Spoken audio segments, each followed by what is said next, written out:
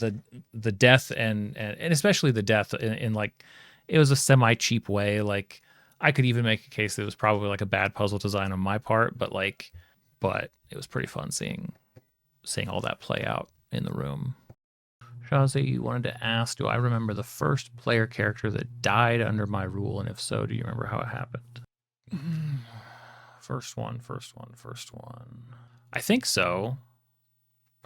So I think the real answer is that it was in a one shot, but I don't remember the character or the situation. I'd have to go back through my notes and really think. But the first one that really mattered definitely was the Bard in my first real campaign. They were exploring a I believe it was a hollowed out tree dungeon in the Underdark. They were in like a decrepit, like a rotted forest.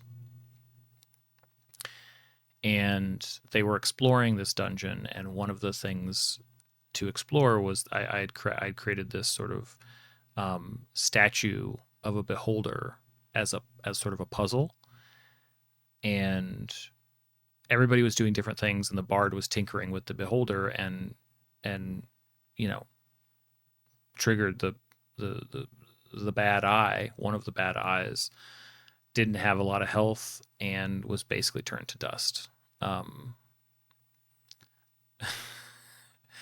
That one was a bit of a surprise. It wasn't even some dramatic moment. It was just he kind of incinerated himself. But it created a far more interesting development. Requires a little bit of backstory, like everything in D&D does. But the sorceress at the time had been conversing with some entity in their mind, typically dreams. The party determined that the sorceress had started a relationship with this person in her dreams. And this person had only contacted her after she started to use particularly dark magic. Magic that I believe they pulled off of some kind of like evil bird creature in a cave, like that kind of dark, like abyssal type magic. So the sorceress used it and then was being contacted by somebody on another plane. And the sorceress had suspicions, the voice in her head had told her that, he can only contact her a certain way, but he has magic, but he is, for various reasons, trapped in another place and he can't get free. That's been going on for, months. So the bard gets dusted, and everybody's like, wait, what? How did this? And we recount what happened. And without any discussion, the sorceress says to the voice in her head, if you can bring the bard back, basically I'll do anything. Do you have the magic to do this? And he's like, it's like the moment when they finally ask for Beetlejuice's help at the end of the movie, where he's like, showtime, brought the bard back, and not long after that they had to deal with an archdevil loose in the city, because it actually took some of her power from her, but that's a whole other story.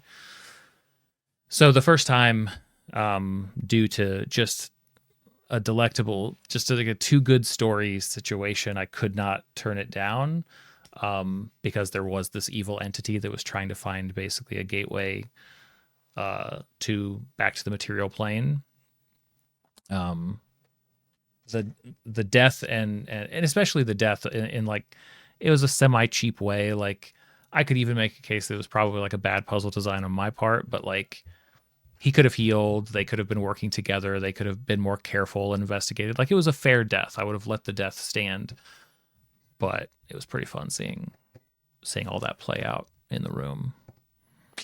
But those are the best, because that, for a DM, that kind of stuff, and a storyteller in general, like we're group storytelling. So for everybody involved, once you have developments, and this is what, sometimes I feel like the rules get in the way, or certain weird expectations of the game get in the way. When there's a situation where an event layers with a player choice to create now this like intertwined story thing, where just like I said here, it's like, well, I can't really explain to you why the sorceress has this like ex-boyfriend archdevil, without explaining how the bard died, and then she made sort of a desperate deal that she probably knew wasn't the best idea, but like was willing to, like, it all becomes, that's when it's, I feel like, a really rich story that everybody gets excited to see how it develops, right? Like that's, it's not like I'm enacting something which is causing a story to develop. It's like this all just kind of happened in the room, and we all got to watch it. I think the second character death might have been the same bard, but I'll save that story for another time. he's he's had a he's had quite a campaign. Um, character deaths are tricky. So somebody said, you said, Kyle, you said your DM is afraid of killing players, so you've never seen one. I mean, I get it to an extent. Oh, you know what? It doesn't really I don't know if it counts if it's like a planned death, kind of. Because I had a player that was basically left the group, amicably, like they just had other life responsibilities, and so they wanted to kind of go out heroically, and so we planned something that might have been the first, but that's not really the same. I feel like we're talking about like actually killed, dead, down, a surprise to everybody. And it's really hard, to be honest. It's hard for that to happen most of the time. If a party is in sync and being tactical and watching each other's backs, it's really hard to kill these characters. It's really difficult, in my experience. But your mileage may vary. Every table is going to be different.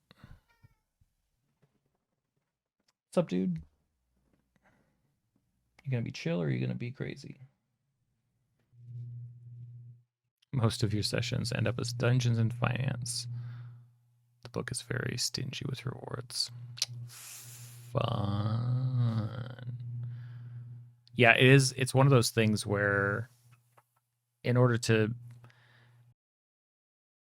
like, we're all playing such different games, and it's why my preference is to sort of ignore the clear battle lines that are drawn in this gaming space, and I just call everything D&D. It's all Dungeons and Dragons. That's not ascribing more to the company and Hasbro than it's deserved. I'm just saying, like, this is the hobby. This is the, it's like how technically Kleenex is a brand, but if I say pass me a tissue or a Kleenex, like, generally, it's kind of like that. It's all D&D, and the idea that these other sort of flavors, that other variations, that other systems, that other things deserve other titles also. Sure, they do. But also, just like 10 groups playing the same game are playing probably 8 or 9 or 10 different games. It doesn't matter what the rule set is. If you actually like were to observe these tables, you'd be like, these people have the same rule sets, but this game, as it's playing out, is so wildly different. I actually think every group kind of had, even if you're sticking largely to the rule book, like every group has their quirks, has their homebrew, and for the most part, we need to talk more about, I think, how we're all kind of already playing together. Everybody's playing homebrew, is I guess my point.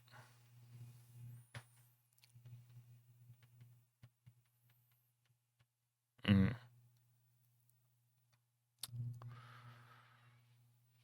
I don't think I'm very stingy with rewards. I love coming up with like new stuff that's related to a space.